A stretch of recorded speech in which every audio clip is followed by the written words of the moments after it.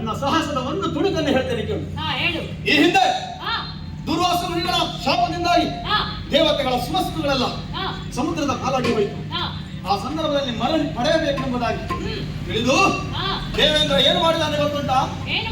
ಸಮುದ್ರವನ್ನ ಮತವನ್ನು ಮಾಡಬೇಕೆಂಬುದಾಗಿ ತೀರ್ಮಾನಿಸಿದ. ಹಾಗಾದರೆ ಮಾಡುವುದು ಹೇಗೆ?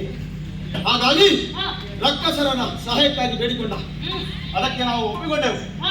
ಮಂದರಾಚಲವನ್ನು ಕಡೆಗೊಲಾಗಿ ಮಾಡಿ ವಾಸುಕಿ ಎನ್ನುವಂತಹ ಹಾವನ್ನ ಹಗ್ಗದ ಉಪಾಧಿಯಲ್ಲಿ ಸಮುದ್ರವನ್ನ ಮಥನವನ್ನು ಮಾಡಿದೆವು. ಒಂದು ಕಡೆಯಲ್ಲಿ ದೇವತೆಗಳು ಹಿಡಿದು ಸಮುದ್ರವನ್ನು ಮಥನ ಮಾಡಿದೆವು. ಅಂತಹ ಸಾಹಸಿಗಳು ನಾವು. ಅಷ್ಟೇ ಅಲ್ಲ, ಈ ಸಂದರ್ಭದಲ್ಲಿ ದೇವತೆಗಳು ಮತ್ತು ರಕ್ಕಸರು ಸೋತು ಗಂಗೆಕ್ಕಾಗಿ ಹೋದರು.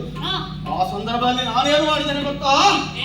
ನನ್ನ ಈ ತೋಳದಲ್ಲಿ ಎರಡು ಕೈಗಳಿಂದ ವಾಸುಕಿಯ ತಲೆ ಭಾಗದಲ್ಲಿ ಒಂದು ಕೈ, ಮಾನವ ಭಾಗದಲ್ಲಿ ಒಂದು ಕೈಯನ್ನು ಹಿಡಿದು ಸಮುದ್ರ ಮತವನ್ನು ನಿಂತು ಮಾಡಿದ್ದೇನೆ. ಆ ಸಂದರ್ಭದಲ್ಲಿ ಸುವಸ್ತುಗಳೆಲ್ಲವೂ ಕೂಡ ಮೇಲಕ್ಕೆ ಬಂದಿದೆ.